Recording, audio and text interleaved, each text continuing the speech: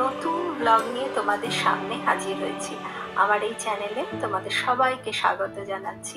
আর আজকের ব্লগটা শুট করা হয়েছে ঠিক জন্মাষ্টমীর দিন সকাল থেকে। জন্মাষ্টমীর দিন তাই সকাল থেকে অনেক কাজ, আর আমার হাতের অবস্থা তো খুব একটা ভালো নয়, তাই আগে থেকেই প্রিকশন নিতে হচ্ছে। সকাল সকাল উমেশ প্রচুর মিষ্টি নিয়ে এসছে।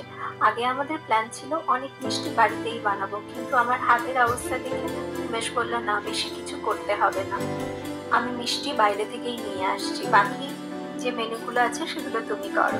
কাজের যাতে সুবিধে হয় তাই তাড়াতাড়ি আলুগুলো কুকারে দিয়ে দিলাম, ওর মধ্যে একটু নুন আর জল দিয়ে সেদ্ধ করতে দিয়ে দিলাম, আর ময়দাটা ভালো করে মেখে রাখলাম জোয়ান দিয়ে।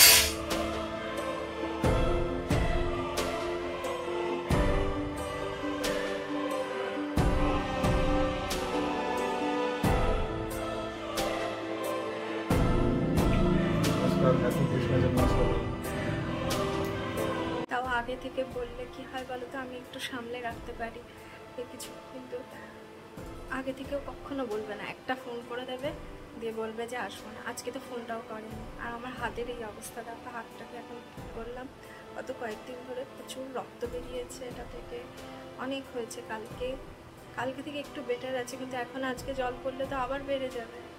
এখন ওর ভেতরের পুঁজ, সেই সাদা মতন একটা অংশ থাকে না হোয়াইট, ওইটাও এখন এর ভেতরে রয়েছে।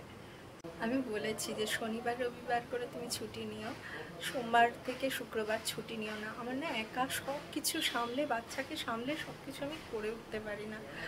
তো ও সবসময় দেখেছি যে সোম থেকে শুক্রের মধ্যেই ছুটি নেয়। কারণ আমি ছেলেকে তো বাইরে খাওয়াই না, সেরকম চেষ্টা করি ওকে যাতে বাইরে না খাওয়াতে হয়। বাড়িতেই ওর সমস্ত রান্না করে দিই আমি, যতবার ও খায় ততবার আমি ওর জন্য ফ্রেশ রান্না করে ওকে খাওয়াই। তারপরে আমাদের নিজেদের আছে, বাড়ির বাকি সমস্ত কাজপত্র আছে, আমি না একা হাতে পারি না। আর আমার ছেলে খুব নটি, ওকে সামলানো, তার উপরে প্যারাডি, এই সমস্ত কাজ করতে আমার খুব কষ্ট হয়। আর উমেশ যদি ওর সাথে থাকে তাহলে আমার অতটা অসুবিধে হয় না। আর সোম থেকে শুক্রবার পর্যন্ত জেনারেলি উমেশের তো অফিস থাকে, খুব মুশকিল হয়ে যায় আমার পক্ষে। আর দিদি সবসময় এরকম করে, জানো তো, আমার হেল্পিং হ্যান্ড যিনি, তিনি সবসময় এরকম সোম থেকে শুক্রর মধ্যেই ছুটি নেয়। দেখো এতগুলো ব্রেড ছিল, আমি ভেবেছিলাম যে ব্রেড কলা খেয়ে নেবো, কিন্তু ব্রেডগুলো খারাপ হয়ে গেছে। আজকেও ডেট আছে, জানো তো, এটা ডেট আছে, কিন্তু তাও খারাপ হয়ে গেছে। জায়গা এটা আর খাবো না। রুমেশ আমাকে সামোসা এনে দিয়েছে, আমি ওইটা দিয়ে মানে সিঙ্গারা দিয়ে আমি একটুখানি মুড়ি খেয়ে নেবো। ওয়াশিং মেশিনটা আমি চালিয়ে দিলাম, আমি 15 মিনিটের একটা ডিউরেশন রাখলাম, কারণ রেগুলারের জিনিস তো অত বেশি নোংরা হয় না, সেজন্য আমি খুব তাড়াতাড়ি র্যাপিড ওয়াশটা চালিয়ে দিলাম। তুমি দেখো সমস্ত জলগুলোকে ফেলছে, এই যে এইটার মধ্যে জল ফেলছে, দেখেছো, ভেতরে ঢুকিয়ে দিচ্ছে। পুরো সোফাটাকে আমার খারাপ করে দিল গো। হ্যাঁ রানি, এটা কি কি হয়েছে? এটা নতুন নতুন খেলা শুরু করেছে আবার। এই বাবা, স্নান করে চলে এসেছি। এত দৌড়াদৌড়ির মাঝখানে তোমাদেরকে জন্মাষ্টমীর শুভেচ্ছা জানাতেই ভুলে গেছি। অনেক অনেক শুভেচ্ছা, অনেক ভালো থাকো, সুস্থ থাকো, আর খুব খুব খুব এনজয় করো। যদিও এই ব্লগটা হয়তো 2-4 দিন পরেই তোমরা হাতে পাবে। এদিকে পায়েস হয়ে গেছে। এবারে লুচিগুলো এক এক করে বেলে ভেজে নিলাম। বেলতে যদিও আমার অসুবিধা হচ্ছিল একটু, কিন্তু দেখো প্রত্যেকটা লুচি কি সুন্দর ফুলেছে, বেশ ভালো লাগছে না দেখে।